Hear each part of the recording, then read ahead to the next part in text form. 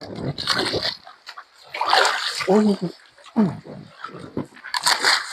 ุดจ้วจุดจ้วลงเถอะ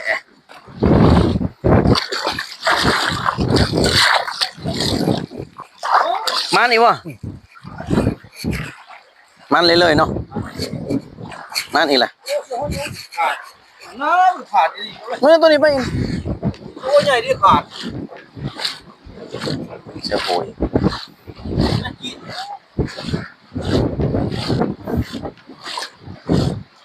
ปลาต่างประเทศเนาะปลาต่างประเทศเนาะปลายังปลาเล่าบ่ปลาเล่าปลาปากเป็นตัว โอ้ปลาปากบนท่านใต้เนาะ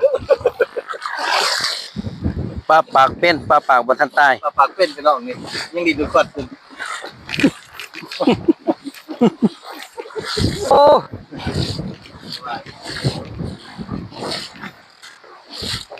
นะย่ามมานี่กับพ่อนะถืออีกแล้วเนี่ยถือแล้ว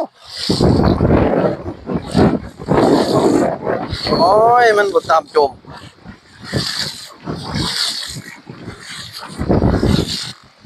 น่าเห็นไหมเอ็มเริ่มโตโต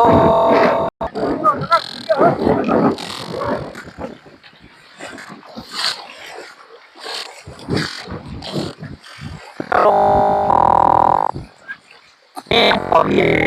ปีนี้มันเริ่มมั่งโตเลยเนี่ยเอาเนี่ยเอาจะได้เอาค่อยมาน้ำเจ้าใช่แล้วเนี่ยเด็กมันเริ่มแล้วใช่แล้วโอ้ปลาลายพี่น้องโอ้เยอะแยะถึงเลยโอ้ยำ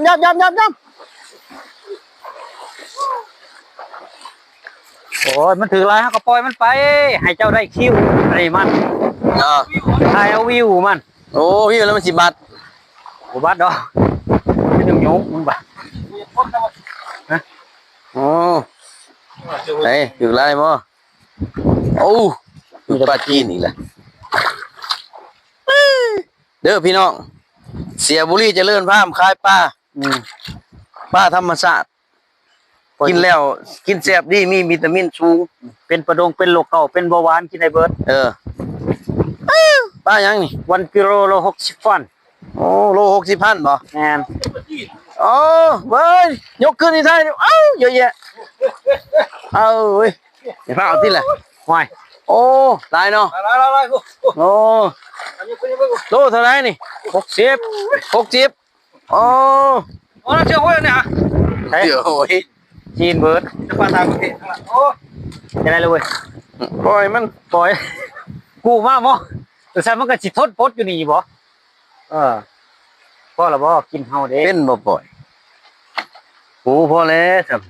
เอาจะหน่อยโทรเอาหมอนั่นมาเด้เฮ้ยมอนามันก็ตีมาดำไม่ใช่ออกมอนาโอ้ยบอกสิไผสิมาเบิ่งแบะเพิ่นไงเขาหลักแบะบ่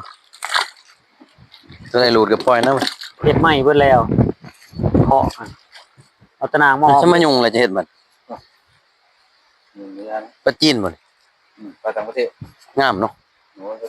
โอ้นี่มันเนาะจีนนี่เนาะแต่ผู้ชาวจีนยังงามเนาะงามชาวจีนชาวเวียดงามปลาจีนก็งามสาวลาวงามกว่าสาวจีนมีถ้าเพิ่นเนี้ยได้ตัวละโลนี่ก็ออกสีทองเบิดนั่นอยู่แม่น้ำบ้านพ่อป้องนี่ขยันตัวละ5 โลแหละเป็นตัวซับทานน้องเว้ยสัมปทานอยู่ใช้น้องหอมโอ้ราคาบ่คุ้มดอกเจ้าบ่ได้บุกเบิกซุนบ่เทิงมันไหนบ่กันกระหม่อมซับทานทุกไหนตัดนี่มันเลยป่ะตัดป้าที่มวยตัดป้าเฮ็ดอยู่ก็บ่ได้ให้มันมีผลบางพวกหลักนี่บางบ่อ่านก็ต้องซับทานอันนี้หมูกินหมูเป็นบ่ให้นะนี่ใจบัดหอกบ่ให้ดอกให้ก็ทำบ่ให้กู้มาให้ไก15 ปีไงบ่ซับทานปีเดียวบ่ได้บ่เอาเลยเพื่อเฮาบุกเบิกเฮาลุบตัวนั้นได้5 ปีอย่างต่ำเนาะนี่ราคาละ เอาดูแลได้เนาะธรรมดา บ่ได้ดอก พี่ละเท่าละ 5 ปีบ่ได้ ขาดจับอะไรแล้วท่านเลยขโมยนะไว้ไหนมีคำว่าขันบ้านยังว่าแล้วมีใจเกียร์เลยเด้อเนาะ บ้านใจาย บ่แล้วเว้ยก็ชุดเฮาแล้วเว้ยโอ้ยเขาขายปลายังบ่ได้อันนี้เงินสด นี่ขา ได้เช้าบ่จัก นี่ขา เบิดบ้านเบิดเมืองไปเฮ็ด ข้าวไอ้ทานเนาะข้าว บ่เฮ็ดนะ บ่อยากทานนะข้าว บ่เฮ็ดดอก ผมสิผ่านเจ้าโย สับสน มันมีพื้นที่ซับซ้อนนั่นในเมื่อสัมปทานแล้วหันเขาเว้าให้ก็ได้เว้าบ่อ้ายโลดอันพวกให้หน้าแท้แถวนั้นหันมองแต่ว่ามันบ่ส่วนโตว กวมหมดแล้วเว้ยเนาะ ความกับไรมันเหนือดินเขา มันบ่ส่วนโตว ป้ายัง สิโหสิโห สีบ่ สิโหธรรมดา บ่ใหญ่ครับพี่นะบ่ว่าพี่นี่พี่นายครับบ่นี่สิ ธรรมดามันก็จะพามือไปแล้วปั่น มันสิเป็นนะ ไอ้โซ่มันสิเป็น นี่มันบ่ใหญ่มันเป็นหยังเนาะ ฮะปลามาปล่อยปลาธรรมชาตินี่ มันก็กินเอาเอาแล้วไอ้นี่ นี่นั่นนะตัวละ2 โลโลปลาย2 โลน้ำหันได้บ่พอ3พุ้ยในลูกมันตาบอดเกลือมันจ้ะ เบื่อฟ้าแล้วเนาะ อาจจะได้กับพี่น้องสนอกสนใจเนาะมีการมีงานอยากซื้อป้าถึงเงินไม่หรือว่าลูกเจ้าแป้งเฮือนต้องการซื้อป้าพวกพันตั้งเสียบุรีเจริญฟาร์มเฮาได้เด้อ ภายในเดือนที่12 ราคานี่บ่แพงดอกพี่น้องป้าธรรมชาติวิตามินสูงโล60โล10ขีดก็แม่นเนี่ยบ่โอ้หลายๆเนาะ2 โล